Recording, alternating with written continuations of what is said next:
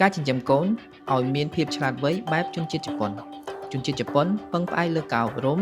និងវិធីសាស្ត្រចិញ្ចឹមកូនដោយផ្ដោតលើការអភិវឌ្ឍខួរក្បាលសិលធម៌និងការរស់នៅក្នុងសង្គមឪពុកម្ដាយជនជាតិជប៉ុនមិនត្រឹមតែបង្រៀនកូនតាមរបៀបអប់រំបែបបុរាណនោះទេពួកគេក៏មានវិធីសាស្ត្រដ៏មានប្រសិទ្ធភាពដូចជាការជៀសវាងការបង្ខិតបង្ខំនិងការរៀនតាមបទពិសោធន៍ផ្ទាល់ជាដើម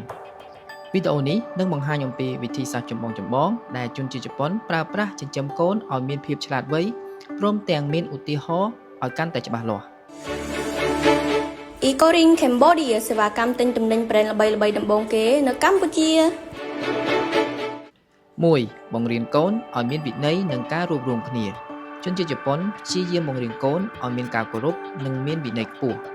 ពួកគេប្រើវិធីសាស្ត្រដូចជា Minna de Ishoni ដែលមានន័យថាចូលធ្វើការរួមគ្នា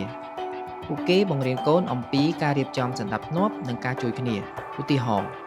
នៅសាលាបឋមសិក្សាជប៉ុនកុមារត្រូវបូមធូលីនិងសម្អាតបន្ទប់ដោយខ្លួនឯងជាប្រចាំ Osojijikan des ពួកគេមិនមានកម្មករសម្អាតនៅក្នុងសាលាទេដូច្នេះហើយគេបង្រៀនកុមារឲ្យមានទំនួលខុសត្រូវនិងការចូលរួមសហការគ្នា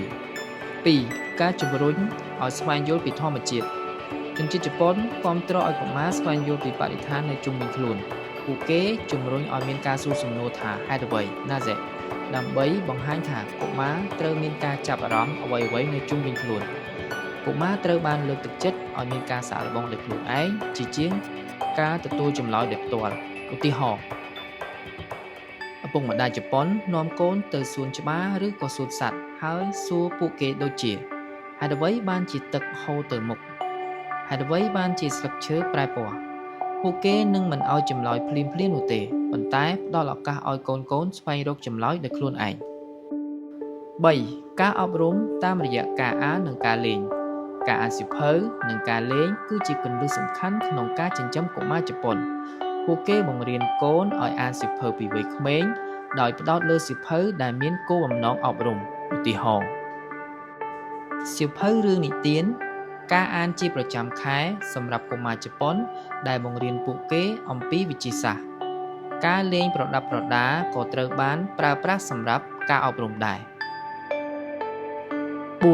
ផ្ដោតលើការខំប្រឹងប្រែងជំនួសឲ្យការយកឈ្នះ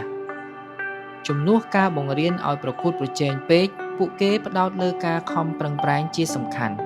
ការខំប្រឹងប្រែងគឺសំខាន់ជាងលទ្ធផលឧទាហរណ៍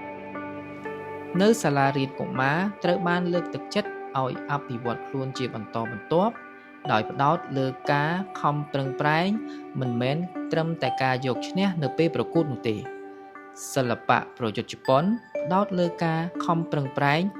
ជាជាងការយកឈ្នះតែមួយមុខ Ecoring Cambodia សេវាកម្មទិញទំនិញប្រេនល្បីៗដំបូងគេនៅកម្ពុជា